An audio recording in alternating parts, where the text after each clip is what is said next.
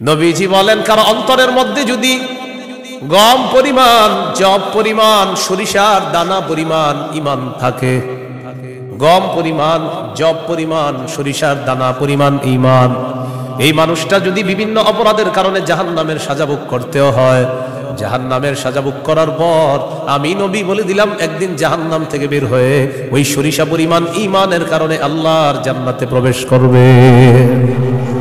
খাঁটি ইমান, বিশুদ্ধ ইমান, এটার মধ্যে কোনো ঝামেলা করা যাবে না। আল্লাহ কথাগুলা বোঝার তৌফিক দান করেন। দোকানের শাটারটা লাগাইতেছেন, অর্ধেক শাটার আপনি নিছেন, মুয়াজ্জিন মসজিদের মধ্যে বলে কদ কামাতিস সালাহ, কদ কামাতিস সালাহ, নামাজ দাঁড়ায় গেছে, নামাজ দাঁড়িয়ে গেছে। এই টাইমে কাস্টমার এসে কয় 10,000 টাকার সদায় লাগবে, টেনশনে পড়ে গেলেন, নামাজ 10,000, নামাজ 10,000, নামাজ 10,000, পুরাই টেনশনে আছে। আল্লাহ তাআলা বলেন সম্পদ যেন তোমাদেরকে আল্লাহর থেকে দূরে সরায় না দেয়।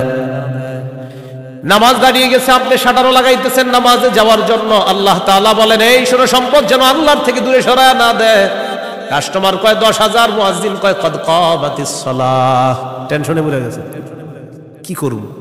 সূরা তাহার 132 নম্বর আয়াতে আল্লাহ বলেন লা নাসআলুকা রিজকা নাহনু নারযুকুকা, নবী আপনার কাছে আমি রিজিক চাই না, আমি আপনারে রিজিক দেই।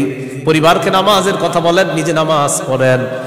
নামাজের পর আল্লাহ তাআলা রিজিকের কথা কেন বললেন? কারণ রিজিকের টেনশনে মানুষ নামাজ থেকে দূরে থাকে। আল্লাহ বলেন বান্দা তুমি নামাজে যাও, আমি তোমার থেকে রিজিক চাই না, আমি আল্লাহ তোমাকে রিজিক দিয়ে দেই।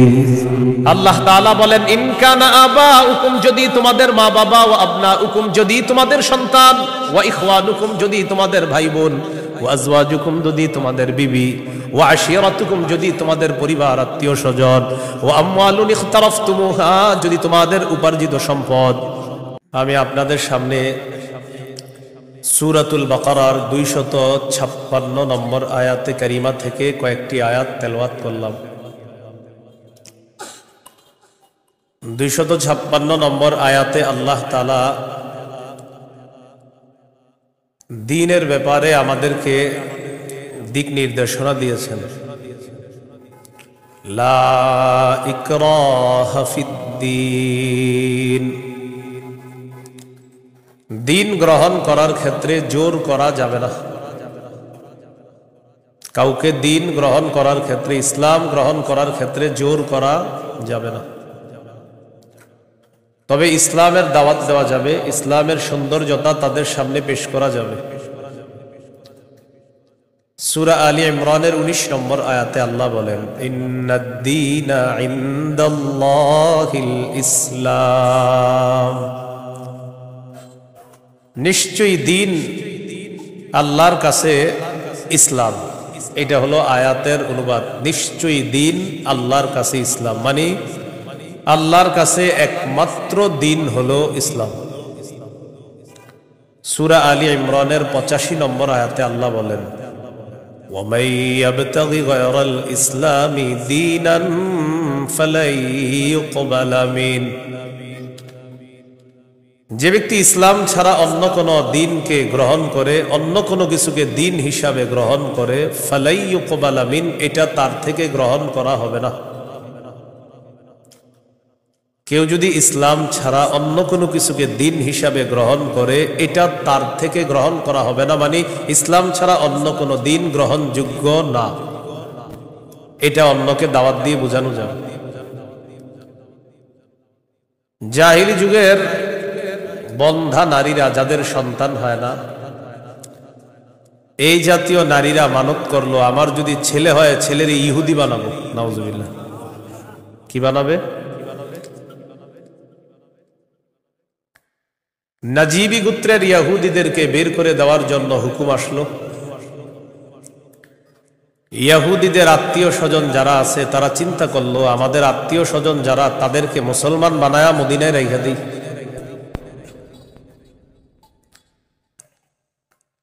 হুসাইন আল আনসার নামে নবীর একজন সাহাবী, তিনি রাসূল সাল্লাল্লাহু আলাইহি সাল্লামের কাছে গেলেন, গিয়ে বললেন ইয়া রাসূলুল্লাহ, আমার দুজন পুত্র সন্তান খ্রিস্টান, আমি তাদেরকে যদি জোর করে মুসলমান বানিয়ে মদিনায় রেখে দিই। বাবা মুসলমান, সন্তান খ্রিস্টান। রাসূলুল্লাহ সাল্লাল্লাহু আলাইহি সাল্লামকে বললেন, আমি আমার দুই পুত্রকে যদি জোর করে মুসলমান বানিয়ে রেখে দেই, তখন আল্লাহ তাআলা সূরা বাকারার 256 নম্বর আয়াত নাজিল করলেন, লা ইকরাহা ফিদ্দীন।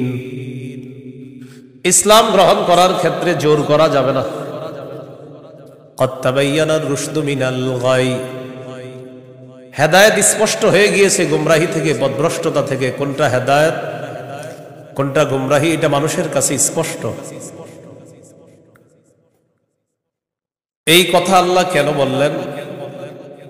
হেদায়েত মানুষের সামনে এখন স্পষ্ট, এখন যদি মানুষ গ্রহণ না করে এটা তার হতভাগা হওয়ার লক্ষণ। যদি সে গ্রহণ করে এটা তার সৌভাগ্য, সে একজন সৌভাগ্যবান, সে সৌভাগ্যবান হওয়ার লক্ষণ হবে যদি হেদায়েত গ্রহণ করে। জোর করে বলা যাবে না তুমি মুসলমান হতেই হবে।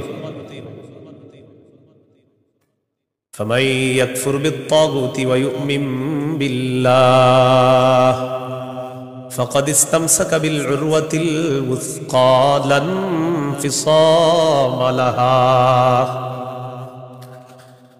হেদায়েত স্পষ্ট হয়ে যাওয়ার পরেও যারা তাগুতকে অস্বীকার করবে, আল্লাহকে যারা বিশ্বাস করবে, হেদায়েত আর গুমরাহি দুইটা স্পষ্ট হয়ে যাওয়ার পর যারা তাগুতকে অস্বীকার করবে তথা পথভ্রষ্টতাকে বর্জন করবে, ওয়া ইউমিন বিল্লাহ, আর যারা আল্লাহকে বিশ্বাস করবে, ফাকাদ ইসতামসাকা বিল উরওয়াতিল ওয়াসকা,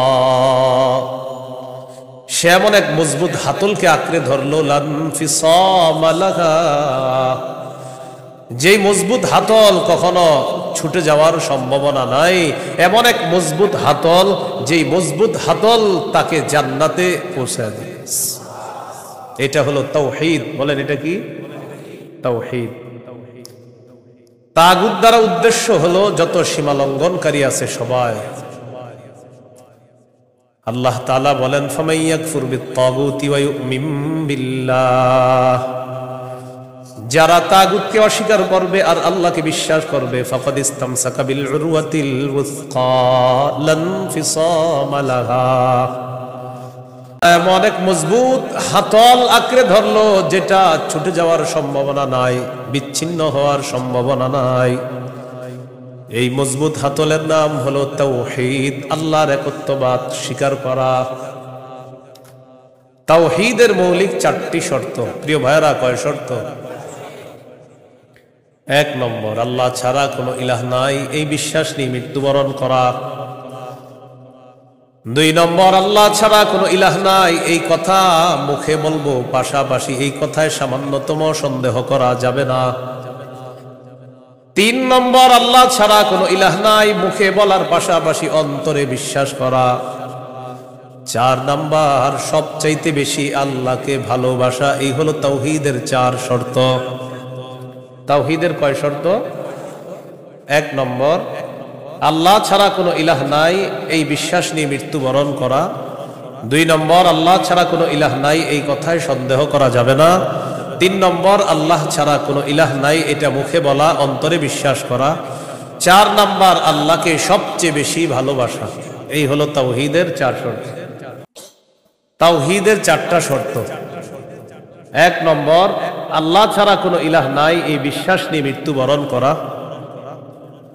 2 নম্বর, আল্লাহ ছাড়া কোনো ইলাহ নাই এই কথায় সামান্য সন্দেহ করা যাবে না। 3 নম্বর, আল্লাহ ছাড়া কোনো ইলাহ নাই এটা মুখেও বলা, অন্তরে বিশ্বাস করা।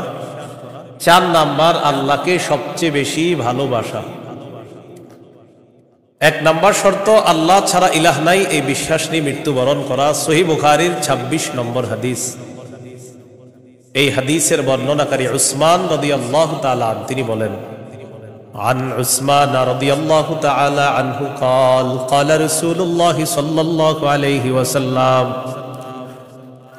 من مات وهو يعلم أنه لا إله إلا الله دخل الجنة। নবীজি বলেন, কেউ যদি এই বিশ্বাস নিয়ে মারা যায় আল্লাহ ছাড়া কোনো ইলাহ নাই, আমি নবী বলে দিলাম দাখালাল জান্নাহ, সে জান্নাতে প্রবেশ করবে। সহিহ বুখারীর বর্ণনা 1237 নম্বর হাদিস, 1237। জিবরিল আমিন নবীর কাছে আসছে, আসার পর বললেন, বাশির উম্মাতাকা আন্নাহু মান মাতা মিন উম্মাতিক লা ইউশরিকু বিল্লাহি শাইআ দাখালাল জান্নাহ। জিবরিল আমিন আসছে, আসার পর বলে, ইয়া রাসূলুল্লাহ, আপনার উম্মতের মধ্যে যারা শিরিক না করে মারা যাবে, আল্লাহ তাআলা আমাকে পাঠিয়েছে আপনাকে বলার জন্য, শিরিক করা ছাড়া যারা মারা যাবে আপনি ওই উম্মতকে জান্নাতে প্রবেশের সুসংবাদ জানায়া দেন। বুঝে আসছেনি সবার? তাহলে 1 নাম্বার, আল্লাহ ছাড়া কোনো ইলাহ নাই এই বিশ্বাস নিয়ে মৃত্যুবরণ করা। একদিন এক ফেরেশতা নবীজির কাছে আসছে।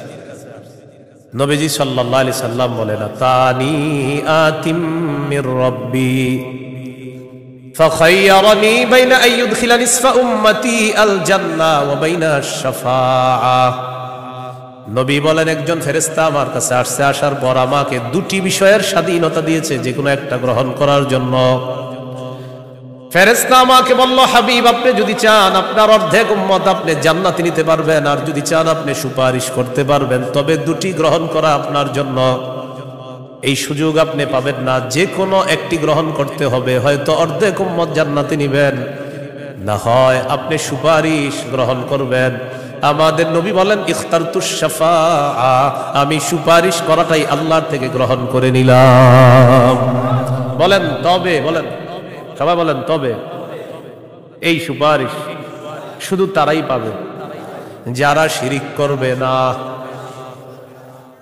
নবীজি বলেন, ওয়াহিয়া লিমান লা ইউশরিকু বিল্লাহি শাইআ, আমার সুপারিশ শুধু তারাই পাবে যারা আল্লাহর সাথে শিরিক করবে না, তারাই শুধু আমার সুপারিশ পাবে, অন্যরা কিন্তু আমার সুপারিশ পাবে না।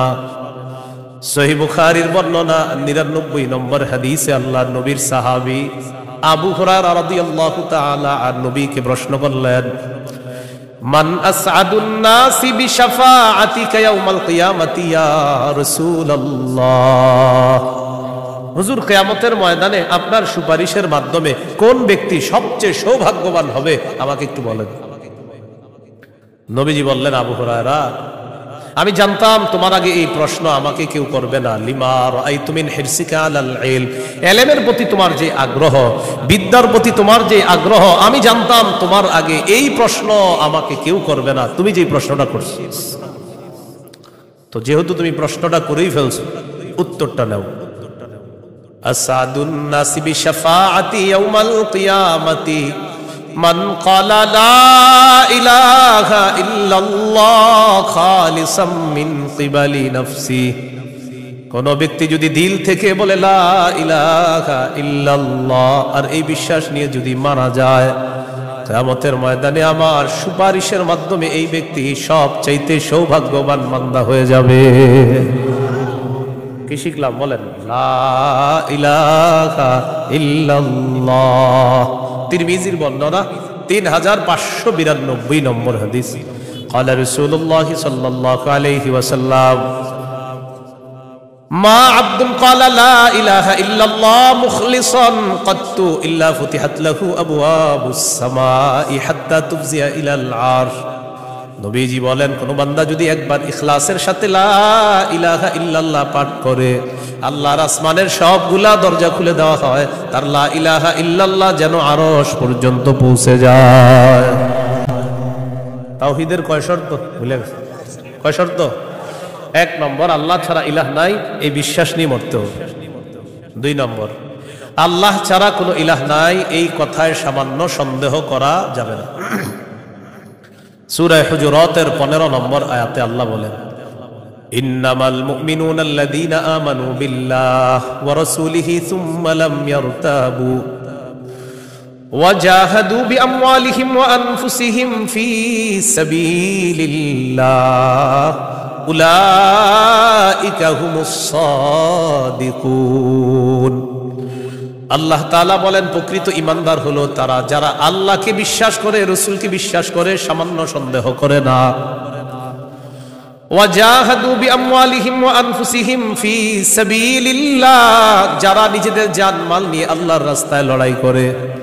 আল্লাহ বলেন উলাইকা হুমুস সাদিকুন, আমি আল্লাহ তাদেরকে কোরআনে খাঁটি সত্যবাদী বলে ঘোষণা করলাম। এরা খাঁটি সত্যবাদী, আল্লাহকে বিশ্বাস করে, রসুলকে বিশ্বাস করে, একটু সন্দেহ করে না। 3 নম্বর শর্ত, লা ইলাহা ইল্লাল্লাহ, আমি মুখে উচ্চারণ করলাম আল্লাহ ছাড়া কোনো ইলাহ নাই, অন্তরেও বিশ্বাস করা।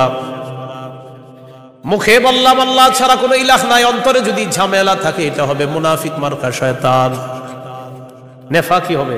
এটা কি হবে বলেন তো, সবাই বলেন কি হবে? নেফাকি হবে। মুখে বলতে হবে, অন্তরেও স্বীকার করতে হবে। সূরাতুল ফাতহির 11 নম্বর আয়াতে আল্লাহ বলেন ইয়াকুলুনা বিআলসিনাতিহিম মা লাইসা ফি কুলুবিহিম, তারা তাদের মুখ দিয়ে এমন কথা বলে যা তাদের অন্তরের কথা না। তাহলে বলেন তো তাওহীদের 3 নম্বর শর্ত, মুখে বললাম একটা আর অন্তরে আরেকটা, শর্ত পূরণ হবে? মুখে যা বলবো অন্তরেও তা যদি হয়, এটা 3 নম্বর শর্ত পূরণ হবে। অন্তরে যদি ঈমান সরিষার দানা পরিমাণও হয়, একদিন জান্নাতে যাবে। সহিহ বুখারীর 44 নম্বর হাদিস, قال رسول الله صلى الله عليه وسلم يخرج من النار من قال لا إله إلا الله وفي قلبه وزن شعيرة من خير وفي قلبه وزن برة من خير وفي قلبه وزن ذرة من خير। নবীজি বলেন, কারণ অন্তরের মধ্যে যদি গম পরিমাণ, জব পরিমাণ, সরিষার দানা পরিমাণ ঈমান থাকে, গম পরিমাণ, জব পরিমাণ, সরিষার দানা পরিমাণ ঈমান, এই মানুষটা যদি বিভিন্ন অপরাধের কারণে জাহান্নামের সাজা ভোগ করতেও হয়, জাহান্নামের সাজা ভোগ করার পর আমি নবী বলে দিলাম একদিন জাহান্নাম থেকে বের হয়ে ওই সরিষা পরিমাণ ঈমানের কারণে আল্লাহর জান্নাতে প্রবেশ করবে। খাঁটি ঈমান, বিশুদ্ধ ঈমান, এটার মধ্যে কোনো ঝামেলা করা যাবে না। আল্লাহ কথাগুলা বোঝার তৌফিক দান করেন। 4 নাম্বার শর্ত, সবচেয়ে বেশি আল্লাহকে ভালোবাসো। বলেন কাকে ভালোবাসো?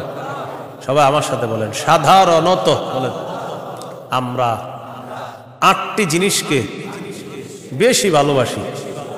8 জিনিসের প্রতি আমাদের মহব্বত খুব বেশি। এই 8 জিনিসের চাইতেও আল্লাহকে, রসুলকে বেশি ভালোবাসতে হবে।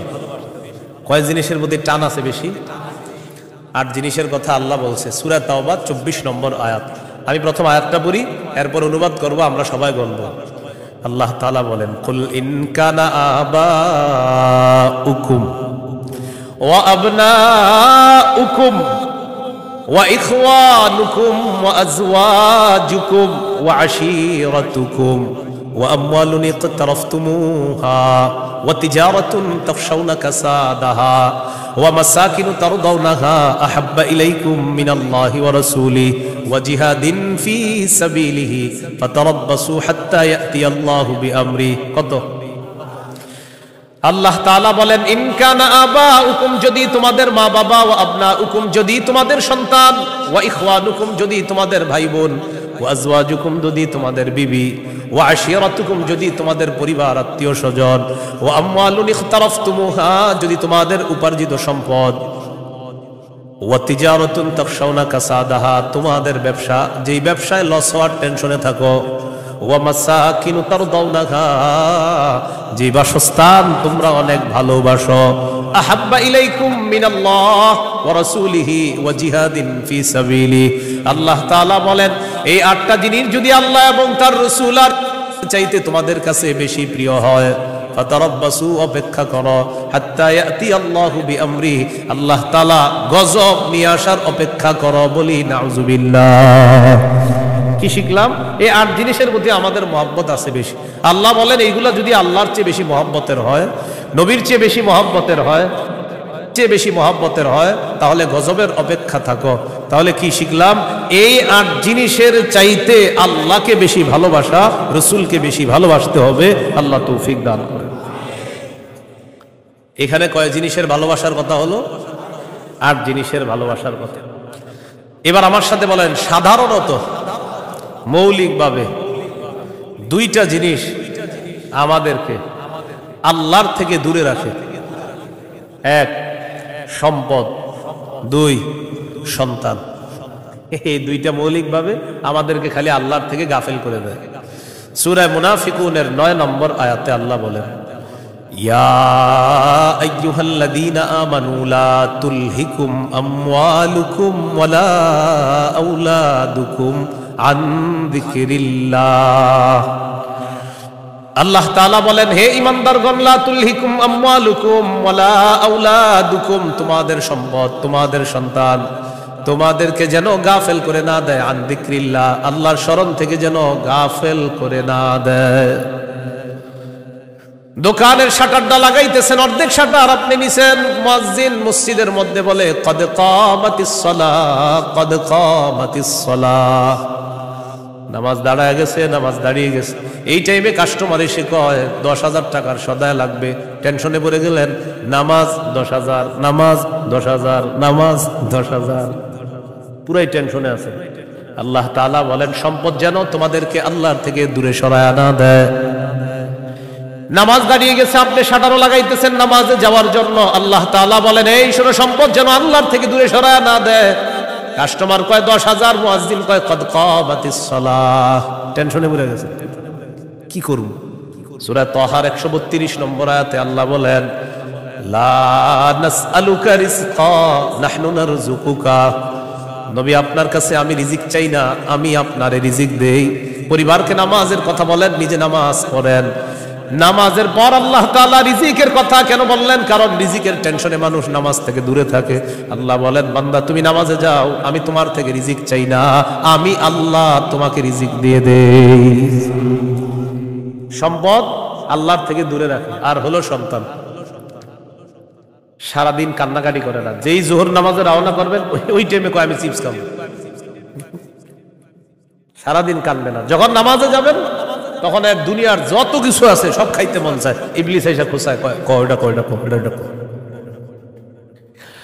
আপনি তখন বুদ্ধি করে কি করবেন, ওইটারে প্যাম্পাস করায় মসজিদের এক কোনায় নিয়ে বসাই তুমি বুঝে থাকেন, বুঝেন নাই? আর ইবলিসরে বলবেন, ইবলিস তুমি যে ঝামেলাটা আমার সাথে ডেলি নামাজের সময় করো, এই ঝামেলা করে কাজ হবে না। কারণ নামাজের সময় তুই যতবার আমার সন্তানকে খোঁচাবি, ওরে ততবার কাঁধে করে মসজিদে নিয়ে যাবো। প্যাম্পাস পরা ওটারও নিয়ে যাবেন মসজিদে, নিয়ে পাশে বসায় রাখবেন। ইবলিস বুঝা ফেলবে না, এই রে খোঁচাই লাভ না, এরে খোঁচাইলে এই সন্তানও নামাজি বানায় ফেলবে। সুবহানাল্লাহ। সম্পদ, সন্তান আল্লাহর থেকে আমাদেরকে দূরে রাখে। প্রিয় ভাইয়েরা, এই দুই জিনিস যেন আমাদের ভিতরে এত মহব্বত গালেব না হয় যে এই দুই জিনিস এত পরিমাণ মহব্বত করতে গেলাম, আল্লাহকে ভুলে গেলাম, রসুলকে ভুলে গেলাম, আখিরাত ভুলে গেলাম। এমনটা ভালোবাসি, সন্তান ভালোবাসি, মা ভালোবাসি, বাবা ভালোবাসি, ঠিক, কিন্তু এর চেয়ে বেশি ভালোবাসি আল্লাহ। এই হলো আল্লাহকে সবচেয়ে, তাওহীদের কয় শর্ত? 4 নাম্বার। সবচেয়ে বেশি কাকে ভালোবাসা? আল্লাহকে, রসুলকে সবচেয়ে বেশি ভালোবাসা, আল্লাহকে, এরপর রসুলকে সবচেয়ে বেশি ভালোবাসা। সহিহ বুখারীর বর্ণনা 16 নম্বর হাদিস, ক্বালা রাসূলুল্লাহ সাল্লাল্লাহু আলাইহি ওয়াসাল্লাম, সালাসুন মান কুন্না ফীহি ওয়াজাদা হালাওয়াতাল ঈমান। নবীজি বলেন, 3টা বৈশিষ্ট্য যদি কারো মধ্যে থাকে, সে অন্তরের মধ্যে ঈমানের স্বাদ আস্বাদন করতে পারবে। 1 নাম্বার, ইয়াকুন আল্লাহু ওয়া রাসূলুহু আহাব্বা ইলাইহি মিম্মা সিওয়াহুমা, আল্লাহ, আল্লাহ রসুল ছাড়া যত কিছু আছে সবকিছুর চাইতে আল্লাহ আর তার নবীকে বেশি ভালোবাসা। 2 নাম্বার, ওয়া আইয়ুহিব্বাল মারআ লা ইউহিব্বুহু ইল্লা লিল্লাহ, কোন মুসলমানকে শুধুমাত্র আল্লাহর জন্য ভালোবাসা। 3 নাম্বার, আইয়াকরাহা আইয়াউদা ফিল কুফরি কামা ইয়াকরাহু আইয়ুকযাফা ফিন্নার, আগুনের মধ্যে পুড়ে যাওয়া যেমন অপছন্দ, তেমনি ভাবে কুফরি করাটাও এমন অপছন্দ হওয়া। কোটি কোটি টাকা আপনার সামনে রাখা হলো আর বলা হলো আগুনে পুড়ে মারা যাও, আপনি তখন জবাব দিবেন, আপনার কি মাথা খারাপ? আগুনে পুড়ে যদি আমি মারা যাই, তুই কোটি টাকা দিয়ে আমি করবো কি? এবার আপনাকে বলা হলো কোটি কোটি টাকা দেওয়া হবে, তুমি কুফরি করো, আপনি জবাব দিবেন, কোটি টাকার বিনিময়ে যেমন দুনিয়ার আগুনে পুড়তে চাই না, তেমনি ভাবে কোটি টাকার বিনিময়ে কুফরি করে জাহান্নামের আগুনেও পুড়তে চাই না। নবীজি বলেন, কারো মধ্যে যদি এমন অনুভূতি থাকে আগুনে পুড়ে যাওয়া তার অপছন্দ, তেমনি ভাবে কুফরি করাটাও তার কাছে অপছন্দের, আল্লাহ তাআলা তার অন্তরের মধ্যে ঈমানের স্বাদ তৈরি করে দিবেন, ঈমানের স্বাদ দিবেন। তো এই তিনটার মধ্যে একটা হলো আল্লাহকে বেশি ভালোবাসা। বলেন তো তাওহীদের কয় শর্ত? এক নম্বর, আল্লাহ ছাড়া কোনো ইলাহ নাই, এই বিশ্বাস নিয়ে মৃত্যুবরণ করা। দুই নম্বর, আল্লাহ ছাড়া কোনো ইলাহ নাই, এটার মধ্যে একটুও সন্দেহ করা যাবে না। তিন নম্বর, আল্লাহ ছাড়া কোনো ইলাহ নাই, এটা মুখে বলা, অন্তরে স্বীকার করা, বিশ্বাস করা। চার নম্বর, আল্লাহকে সবচেয়ে বেশি ভালোবাসা। এই চার শর্ত পূরণ করে আমরা যেন কবরে যেতে পারি, আল্লাহ তাআলা তৌফিক দান করেন। এরপরে আল্লাহ বলেন আল্লাহু সামিউন আলিম, আল্লাহ সর্বশ্রোতা সর্বজ্ঞানী। এটা হলো সূরা বাকারার 256 নম্বর আয়াত। এখন আপনাদেরকে 56 নম্বর আয়াত থেকে জিজ্ঞাসা করতে চাই, একটা হলো তাগুতের দল আর একটা হলো আল্লাহর দল। দুনিয়াতে মৌলিকভাবে মানুষের দল দুইটা, একটা হলো হিজবুল্লাহ আল্লাহর দল, আর একটা হিজবুশ শয়তান শয়তানের দল। এই দুই দল মৌলিকভাবে মানুষের মধ্যে সূরা মুজাদালায় দুই দলের কথা আছে। তো এই দুই দলের মধ্যে আমরা কার দলে থাকবো? আল্লাহর দলে না শয়তানের দলে? আল্লাহর দলে আমরা যারা থাকবো, আল্লাহ আমাদের অভিভাবক হয়ে যাবে। এই কথাটা আল্লাহ সূরা বাকারার 257 নম্বর আয়াতে বলতেছে। মন দিয়ে শুনেন কি বলেন। আল্লাহু ওয়ালিয়ুল্লাযীনা আমানু, যারা ঈমানদার তাদের অভিভাবক আল্লাহ। সুবহানাল্লাহ। আপনারা মাঝে মাঝে এমনি দোয়া করতে পারেন না, আল্লাহ আপনি আমার অভিভাবক, আল্লাহ আপনি অভিভাবক। আল্লাহ সূরা বাকারা 257 নম্বর আয়াতে বলছেন আপনি আমার অভিভাবক। আল্লাহ আমি তো সমস্যায় আছি, আমারে সমাধান করে দেন। এইভাবে বলতে হবে, আল্লাহ আপনি বলছেন আপনি আমার অভিভাবক, আল্লাহ আপনি আমার সমস্যা সমাধান করে দেন। এইভাবে আল্লাহকে বলতে হবে। আল্লাহু ওয়ালিয়ুল্লাযীনা আমানু, আল্লাহ বলেন যারা ঈমানদার তাদের অভিভাবক হলেন আল্লাহ। ইউখরিজুহুম মিনাজ যুলুমাতি ইলান নূর, আল্লাহ তাআলা অভিভাবক ঈমানদারদেরকে অন্ধকার থেকে বের করে আলোর দিকে আল্লাহ তাআলা নিয়ে যায়। ওয়াল্লাযীনা কাফারু আউলিয়াউহুমুত তাগুত, আর যারা কাফের তাদের অভিভাবক হলো শয়তান। বলেন তো ঈমানদারের অভিভাবক কে? কাফেরের অভিভাবক কে? উলাইকা আসহাবুন নারি হুম ফিহা খালিদুন। আল্লাহ বলেন যারা তাগুতের অনুসারী তারা চিরস্থায়ীভাবে জাহান্নামে থাকবে। বলি নাউজুবিল্লাহ। তাগুত বলা হয় যত সীমা লঙ্ঘনকারী আছে জালেম, সব তাগুত। এই তাগুত এটা পুরুষ হোক আর মহিলা হোক, এই তাগুত যারা এরা জালেম অথবা জালেমা, সব তাগুত। তবে কষ্টের বিষয় আর দুঃখের বিষয়, আমরা বারবার এক তাগুত ছেড়ে আরেক তাগুতকে ধরি। এক তাগুত ছেড়ে আরেক তাগুতকে কি করি? ধরি। কেন ধরি জানেন? বৃষ্টি থেকে বাঁচার জন্য ঝর্ণা নিচে আইসা দাঁড়ায়। আর কি কোথায় দাঁড়াই? বাঁচার জন্য কি থেকে কোথায় এসে দাঁড়াই? এক তাগুতকে ছেড়ে আরেক তাগুত ধরা, মানে বৃষ্টি থেকে বাঁচার জন্য ঝর্ণা নিচে এসে দাঁড়ায়। ভাই কিছু ঘটনাকে ঝর্ণা নিচে কেন? আর বললেন না বাইরে বৃষ্টি, তো এনে কি? এই জন্য মনে রাখবেন, শত্রু এটা কখনো বন্ধু হবে না। এর আপনি যতই মনে করেন বন্ধু, এই শত্রু সব সময় শত্রু। সূরা মাইদার 51 নম্বর আয়াতে আল্লাহ বলে দিয়েছেন। এবার আল্লাহ তাআলা কি বলে দেখেন, সূরা বাকারার 257 নম্বর আয়াত গেল 258 নম্বর আয়াতে আল্লাহ তাআলা এবার আমাদের আকীদা বিশুদ্ধ করবে। কি বিশুদ্ধ করবে বলেন তো? দুনিয়াতে আমাদের অভিভাবক কে? বেঁচে আছি কে বাঁচিয়ে রাখছেন? মৃত্যু দিবেন কে? মৃত্যুর পর জীবিত করবেন কে? এই আকীদাটা এখন আল্লাহ তাআলা সংশোধন করবে যে শোনো, আমি তোমাদেরকে বাঁচিয়ে রাখছি, মৃত্যুর পর আমি জিন্দা করব, কিন্তু এখানে কোনো সন্দেহ করবা না। এই আকীদা 258, 259, 260 এই 3 আয়াতের মধ্যে আল্লাহ আমাদেরকে আকীদা দিয়ে দিবেন, দুনিয়াতে যেমন তোমাদেরকে রাখছি আমি, আখিরাতেও তোমাদেরকে আবার পুনরুত্থান করব, এই ক্ষমতাও আমি আল্লাহর। সূরা বাকারা 258, 259, 260 দেখেন কি বলে। ألم تر إلى الذي حاج إبراهيم في ربه أن آتاه الله الملك إذ قال إبراهيم ربي الذي يحيي ويميت قال أنا أحيي وأميت قال إبراهيم فإن الله يأتي بالشمس من المشرق فأت بها من المغرب فبهت الذي كفر والله لا يهدي القوم الظالمين। নবী আপনি কি দেখেন নাই ওই ব্যক্তির ব্যাপারে চিন্তা করেন নাই যে ব্যক্তি ইব্রাহিম নবীর সাথে তার রবের ব্যাপারে ঝগড়া করেছে, যেই রব তাকে রাজত্ব দান করেছে ওই রবের ব্যাপারে লোকটা ঝগড়া করেছে ইব্রাহিম নবীর সাথে। আল্লাহ তাআলা বলেন এই ব্যক্তি হলো বাবেল শহরের বাদশাহ নমরুদ। ইব্রাহিম নবীর সাথে ঝগড়া লাগছে, এই কারণে নমরুদকে আল্লাহ তাআলা রাজত্ব দান করছে। রাজত্ব পাওয়ার পর নমরুদ কয় আমি খোদা। ইব্রাহিম নবী বললেন আমার রব রব্বি আল্লাযী ইহয়ী ওয়া ইউমীত, আমার রব হলেন তিনি যিনি জীবন দেয়, যিনি মৃত্যু দান করেন। নমরুদ পাল্টা জবাব দিয়ে বলে ক্বালা আনা উহয়ী ওয়া উমীত, আমিও তো জীবন দেই আমিও তো মৃত্যু দেই। নাউজুবিল্লাহ।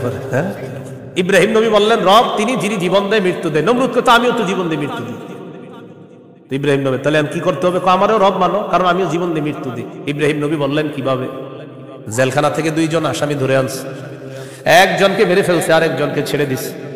মারার পর বলে এই যে দেখো আমি মৃত্যু দিলাম, ছেড়ে দেওয়ার পর বলে এই যে দেখো আমি জীবন দিলাম। কি ইন্টারন্যাশনাল পদ্ধতির জীবন মৃত্যু! হ্যাঁ, দুইজনকে ধরে আনছে, একটাকে হত্যা করছে আর একটাকে ছেড়ে দিছে।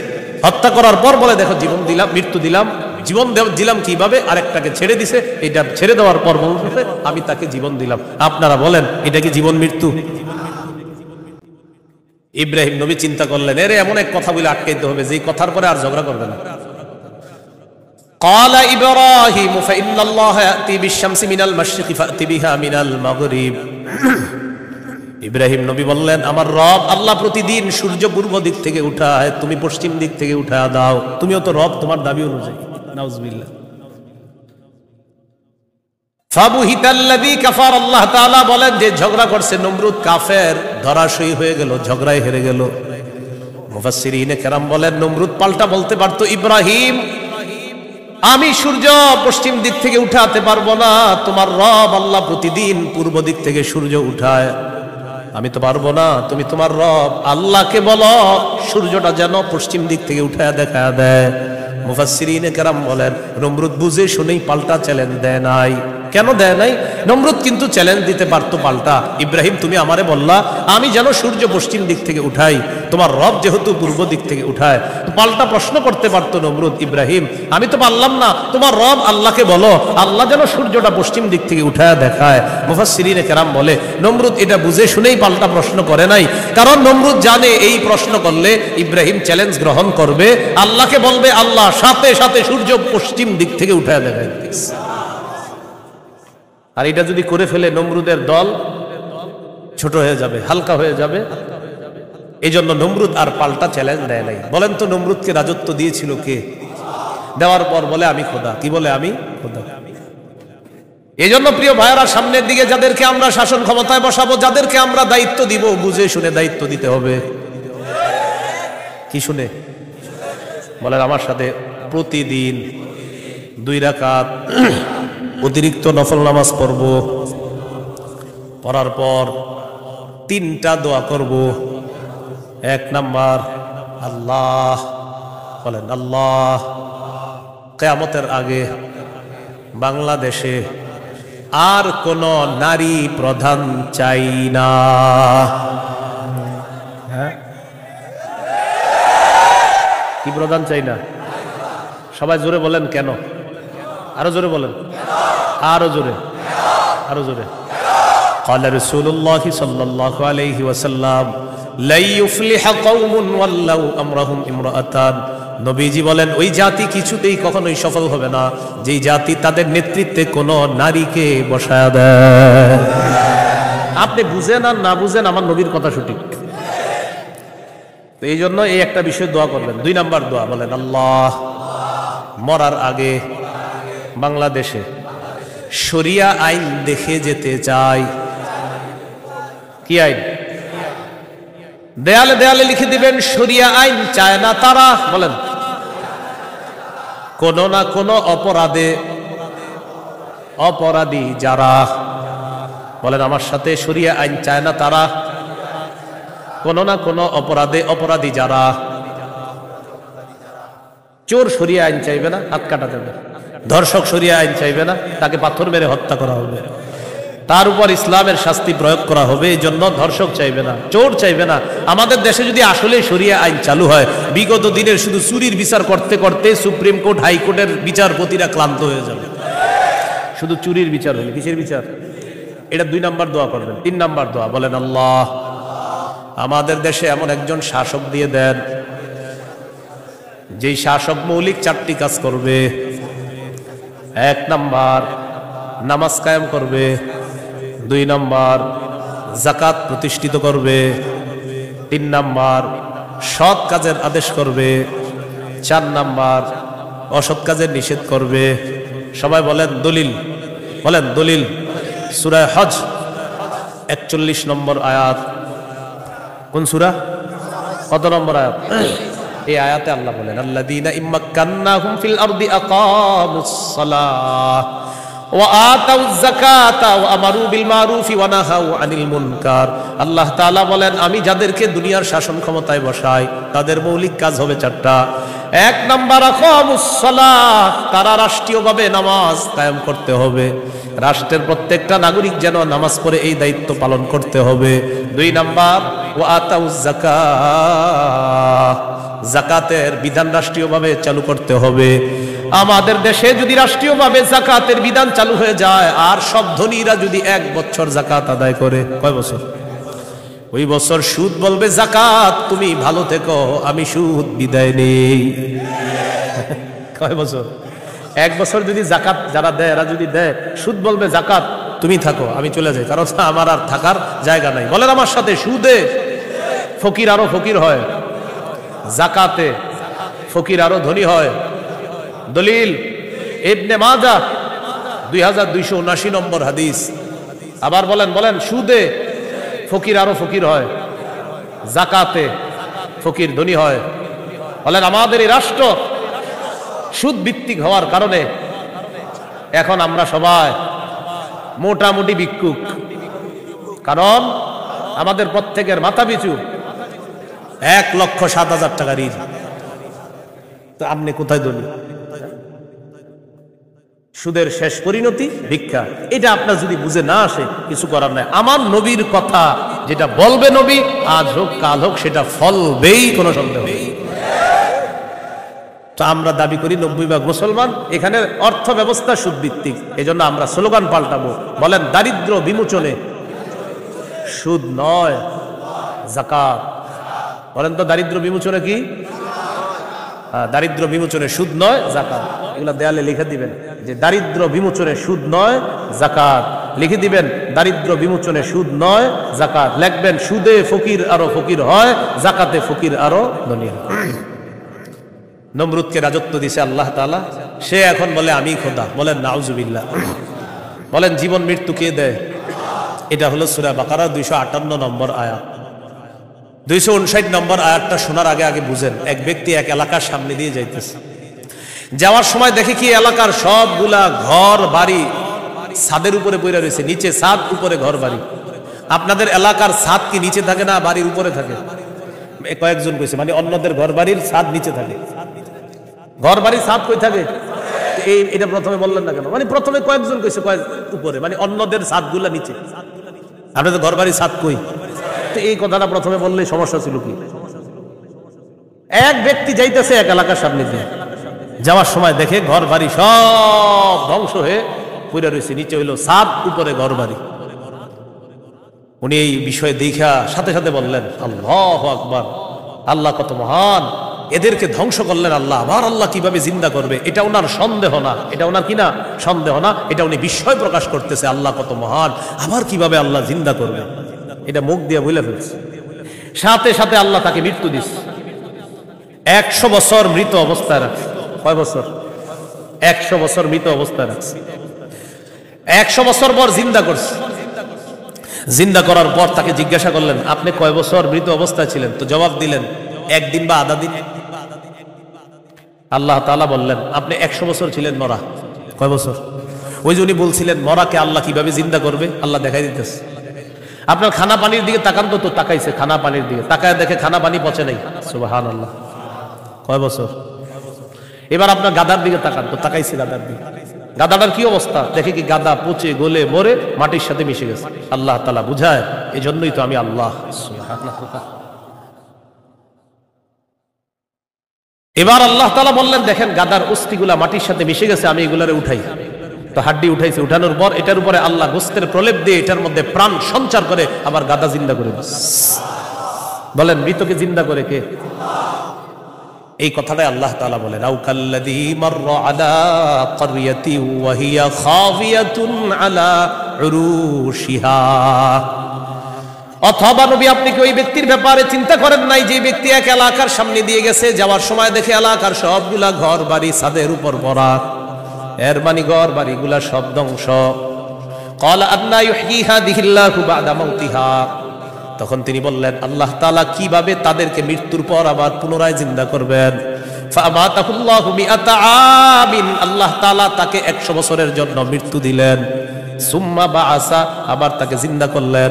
করার পর আল্লাহ বললেন ক্বালা কাম লাবিস্তা, কতদিন আপনি এইভাবে মৃত অবস্থায় কাটিয়েছেন? তিনি জবাব দিলেন লাবিস্তু ইয়াওমান আও বা'দা ইয়াওম, একদিন বা আধা দিন আমি মৃত অবস্থায় ছিলাম। কয়দিন?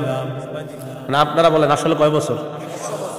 আল্লাহ তাআলা বলেন ক্বালা বাল লাবিস্তা মিআতা আমিন ফানজুর ইলা তাআমিকা ওয়া শারাবিকা লাম ইয়াতাসান্না।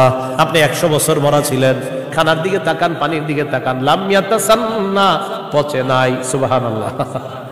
ওয়ানজুর ইলা হিমারিকা, গাদাটার দিকে তাকান, গাদার দিকে তাকাইছে, তাকায় দেখে পচে গলে মাটির সাথে মিশে গেছে।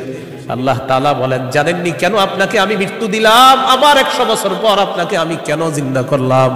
ওয়ালিনাজআলাকা আয়াতাল লিন্নাস, আমি আপনাকে দুনিয়ার মানুষের সামনে নিদর্শন হিসাবে রেখে দিলাম যে দেখো আমি আল্লাহ মৃতকে জিন্দা করি, এর দৃষ্টান্ত দুনিয়াতেই দেখায়া দিলাম। কয় বছর মৃত্যু রাখছে, এরপরে আল্লাহ আবার উঠেছে। এবার আল্লাহ বললেন অনজুর ইলাল ইযামি কাইফা নুনশিজুহা, ওই যে আপনার গাদার অস্থিগুলা মাটির সাথে মিশে গেছে, দেখেন কিভাবে আমি উত্থিত করি। সুম্মা নাকসুহা লাহমা, এরপর দেখেন কিভাবে গোস্তের পোশাক হাড্ডিগুলার উপর পড়ায়া দেই। আল্লাহ গোস্তের পোশাক পরায়া প্রাণ সঞ্চার করে গাদা আবার জিন্দা করে। এবার তিনি বললেন, মানে কে? ওই যে যিনি বলছিলেন 100 বছর আগে আল্লাহ কিভাবে জিন্দা করবে, তখন তিনি বললেন ক্বালা আ'লামু আন্নাল্লাহা আলা কুল্লি শাইইন কাদির, আমি বুঝতে পারছি, আমি জানি আল্লাহ সবকিছুর উপর ক্ষমতাবান। বলেন সবকিছুর উপর ক্ষমতাবান কে? 100 বছর মৃত রাইখা আবার জিন্দা করার ক্ষমতা কার? এখন আমি কি আপনাদেরকে বলছি লোকটাকে? এই লোকটাকে বলছি? বলি নাই। এলাকা কোনটা এটাও বলছি? বলি নাই। কোরআনে এলাকার নামও আসে নাই, ওই ব্যক্তির নামও আসে নাই। তবে মুফাসসিরিনে কেরাম বলেন এই ব্যক্তি যে একজন নবী ছিলেন এতে সন্দেহ নেই। উনি একজন কি ছিলেন? নবী ছিলেন, এতে কোনো সন্দেহ নেই। এটা হলো মুফাসসিরিনে কেরামের বক্তব্য। মুআররিখিন যারা আছে ঐতিহাসিকগণ তারা বলেন আগে পরে গবেষণা করলে বোঝা যায় তিনি ছিলেন উযাইর আলাইহিস সালাম। কোন নবী? অথবা বলেন অথবা আরমিয়া আলাইহিস সালাম, এটা একজন নবীর নাম। তাহলে ওই জনপদের সামনে দিয়ে যিনি গিয়েছেন তিনি একজন নবী ছিলেন, এই ব্যাপারটা স্পষ্ট। তবে তিনি কোন নবী ছিলেন, উযাইর নবী না আরমিয়া নবী, এই ব্যাপারে ঐতিহাসিকগণ বলেন তিনি হয়তো উযাইর নবী, না হয় আরমিয়া আলাইহিস সালাতু ওয়াস সালাম। এখন এলাকা এটা কোন এলাকা? ঐতিহাসিকগণ বলেন এলাকাটা বাইতুল মুকাদ্দাসের বুখতে নসর যে এলাকা দখল করেছিল, ওই বুখতে নসরের এলাকাটা ইতিহাস গবেষণা করলে বোঝা যায় ওই এলাকাটা আল্লাহ ধ্বংস করার পর তখন ওই নবী এলাকার সামনে দিয়ে গিয়েছিলেন। তাহলে এলাকার নাম সরাসরি কোরআনে নাই, এলাকার নাম সরাসরি হাদিসে নাই, নবীর নাম সরাসরি কোরআনে নাই, নবীর নাম সরাসরি হাদিসে নাই। মুফাসসির এবং ঐতিহাসিকগণ গবেষণা করে বলেন আগা গোড়া এটা গবেষণা করলে বোঝা যায় নবী ছিলেন হযরত উযাইর অথবা আরমিয়া, আর এলাকাটা ছিল বাইতুল মুকাদ্দাস। এই হলো সূরা বাকারার 259 নম্বর আয়াত। সূরা বাকারার 260 নম্বর আয়াত। এই আয়াতেও আল্লাহ আমাদের আকীদা স্বচ্ছ করবে যে দেখো দুনিয়াতে আমি তোমাদেরকে জিন্দা রাখছি, আবার আমি মৃত্যু দিব, আবার তোমাদেরকে পুনরুত্থান করব, এই ক্ষমতা। সূরা বাকারার 260 নম্বর আয়াত আল্লাহ বলেন وَإِذْ قَالَ إِبْرَاهِيمُ رَبِّ أَرِنِي كَيْفَ تُحْيِي الْمَوْتَى قَالَ أَوَلَمْ تُؤْمِنْ قَالَ بَلَى ওয়ালাকিন লিয়াতমাইন্না কলবি ক্বালা ফাকুয আরবাআতাম মিনাত তায়রি ফাসুরহুন্না ইলাইকা সুম্মা জাআল আলা কুল্লি জাবালিন মিনহুন্না জুজআন সুম্মা দুহুন্না ইয়াতিনাকা সাইয়া ওয়া'লাম আন্নাল্লাহা আজিজুন হাকীম। স্মরণ করুন ওই সময়কে যখন ইব্রাহিম নবী বললেন, রব্বি আরিনী কাইফা তুহয়িল মাউতা, আল্লাহ আপনি আমাকে দেখান আপনি কিভাবে মৃতকে জিন্দা করেন। আল্লাহ তাআলা বললেন, ক্বালা আওয়ালাম তুমিন, ইব্রাহিম আপনি কি বিশ্বাস করেন না? ইব্রাহিম নবী জবাব দিলেন, ক্বালা বালা ওয়ালাকিন লিয়াতমাইন্না কলবি, আল্লাহ অবশ্যই বিশ্বাস করি, তবে আমার অন্তরের প্রশান্তির জন্য আমি জানতে চাই আল্লাহ আপনি কিভাবে মৃতকে জিন্দা করেন। ভাই 259 আর 260 নম্বর আয়াতে একটা বিষয় কিন্তু মনে রাখেন, আমি আবার বারবার বলতেছি কথাটা। 259 নম্বর আয়াতে ওই যে নবী বললেন আল্লাহ কিভাবে মৃতদেরকে জিন্দা করবেন, এটা কিন্তু নবীর সন্দেহ না। আবার বলছি এটা কি না সন্দেহ না, বলেন বিস্ময়, কি উনি আশ্চর্য হচ্ছেন। আবার 260 নম্বর আয়াতে ইব্রাহিম নবী বলতেছে আল্লাহ আপনি আমারে দেখান কিভাবে মৃতকে জিন্দা করেন, এটাও ইব্রাহিম নবীর সন্দেহ না, বরং ইব্রাহিম নবী অন্তরকে শান্তি দিতে চায় আল্লাহ আপনি যে মৃতকে জিন্দা করেন এটা দেখলে আমার দিলে একটু ভালো লাগতো, শুধু এই কারণে আমি দেখতে চাই। তাহলে বিষয়টা কি সন্দেহ? নাউজুবিল্লাহ, কোন নবী সন্দেহ করতে পারে না। তো আল্লাহ তাআলা বললেন, ক্বালা ফাকুয আরবাআতাম মিনাত তায়র, ইব্রাহিম আপনি 4টা পাখি ধরেন, ফাসুরহুন্না ইলাইকা, এই 4টি পাখি আপনি বসে আনেন, আপনার আয়ত্তে আনেন, আয়াতে আনার পর সুম্মা জাআল আলা কুল্লি জাবালিম মিনহুন্না জুজআ, 4টা পাখিকে আপনি চূর্ণ বিচূর্ণ করে টুকরা টুকরা করে ফেলবেন। টুকরা টুকরা করার পর এই পাখিগুলার টুকরা টুকরা বিভিন্ন পাহাড়ের মধ্যে আপনি ছিটায় দিবেন। কোন পাখির টুকরাটা কোন পাহাড়ের মধ্যে আছে এটা আপনার জানা নাই। এবার আপনি তাদের নাম ধরে আপনি ডাকবেন। আল্লাহ তাআলা বলেন আমার হুকুমে যেই যেই পাখির টুকরাগুলা যেই পাহাড়ের মধ্যে আছে ওই টুকরাগুলা আমি আল্লাহ প্রত্যেক পাহাড় থেকে আলাদা আলাদা করে একত্রিত করে অবিকল ওই পাখির মধ্যে প্রাণ সঞ্চার করে দিব। পাখি আপনার সামনে উঠতে উঠতে উপস্থিত হয়ে যাবে। তো আল্লাহ বলেন ফাসুরহুন্না ইলাইকা, এটা আপনি বসে আনেন, আয়াতটা আনেন, সুম্মা জাআল আলা কুল্লি জাবালিন মিনহুন্না জুজআ, এগুলার টুকরা টুকরা করে আপনি পুরো সব একসাথে করে ফেলবেন। এখন বলেন তো 4 পাখি একসাথে টুকরা টুকরা করলে কোন পাখির টুকরা কোথায় আছে এটা কি বলা যাবে? ইব্রাহিম নবীকে বললেন আলাদা আলাদা পাহাড়ের মধ্যে রেখে দেন, রাখার পর এবার আপনি ডাক দিবেন। ডাক দেওয়ার পর দেখবেন ওই আলাদা টুকরাগুলা একত্রিত হয়ে যেই যেই পাখির টুকরা আমি আল্লাহর হুকুমে ওই পাখির শরীরে যাবে, আমি প্রাণ সঞ্চার করে দিব, পাখি আপনার সামনে উঠতে উঠতে উপস্থিত হয়ে যাবে। শেষে আল্লাহ বলেন ওয়ালাম, জেনে রাখেন আল্লাহ আজিজুল হাকিম, আল্লাহ মহাপরাক্রমশালী, আল্লাহ মহাপ্রজ্ঞাময়। 3টি বিষয়। 1 নাম্বার বলেন আল্লাহর কাছে মনোনীত ধর্মের নাম কি? ইসলাম। ইসলামের দাওয়াত অন্যের সামনে দেওয়া যাবে কিনা? যাবে। ইসলাম গ্রহণে কাউকে কি জোর করা যাবে? আচ্ছা। 2 নম্বর মৌলিকভাবে মানুষের দল কয়টা? 2টা। একটা কার দল? আল্লাহর দল। আর একটা কার দল? শয়তান। ইমানদারের অভিভাবক কে? কাফেরদের অভিভাবক কে? শয়তান। 3 নম্বর আমাদেরকে দুনিয়াতে জীবিত রাখছে কে? মৃত্যু দিবে কে? মৃত্যুর পর আবার জিন্দা করবেন কে? এই 3টি বিষয় সূরা বাকারার 256 থেকে 260 নম্বর আয়াত পর্যন্ত আমরা জানলাম। আল্লাহ তাআলা আমাদের সকলকে আকীদা বিশুদ্ধ করে স্বচ্ছ করে আমরা যেন কি মরা। 2 নম্বর আল্লাহ ছাড়া কোনো ইলাহ নাই, সন্দেহ করা যাবে না। 3 নম্বর আল্লাহ ছাড়া কোনো ইলাহ নাই, এটা মুখে বলা, অন্তরে বিশ্বাস করা। 4 নম্বর আল্লাহ ছাড়া কোনো ইলাহ নাই, এই কথা তখন প্রমাণ হবে যদি আমি সবচেয়ে বেশি আল্লাহকে ভালোবাসি। বলেন তো কয় জিনিসকে সাধারণত বেশি ভালোবাসি আমরা? 8 জিনিস। এই 8 জিনিস থেকেও কাকে বেশি ভালোবাসতে হবে? আল্লাহ। আল্লাহ তাআলা আমাদের সকলকে আজকের সূরা বাকারার 256 থেকে 60 নম্বর আয়াত পর্যন্ত মূল 3টি কথা ছিল। 1 নাম্বার আল্লাহর কাছে মনোনীত ধর্ম ইসলাম, এটা গ্রহণ করতে হবে, বাকি গ্রহণ করার ক্ষেত্রে কাউকে জোর করা যাবে না। 2 নাম্বার একটা শয়তানের দল, একটা আল্লাহর দল। আল্লাহর দলের অভিভাবক আল্লাহ, শয়তানের দলের অভিভাবক মানে যারা তাদের অভিভাবক হলো শয়তান। তাগুত যারা ইহুদি খ্রিস্টান তাদের অভিভাবক হলো শয়তান। 3 নাম্বার আল্লাহ জীবিত রাখছে, আল্লাহ মৃত্যু দিবেন, আল্লাহ আবার জিন্দা করবেন। এই আকীদা বিশুদ্ধ স্বচ্ছ আকীদা নিয়ে যেন আমরা কবরে যেতে পারি, আল্লাহ তাআলা তৌফিক দান করেন। সুবহানাল্লাহি ওয়া বিহামদিহি, সুবহানাকাল্লাহুম্মা ওয়া বিহামদিকা আশহাদু আল্লা ইলাহা ইল্লা আনতা আস্তাগফিরুকা ওয়া আতুবু ইলাইক। আমিন ওয়া আখিরু দাওয়ানা আলহামদুলিল্লাহি রাব্বিল আলামিন। সালাম।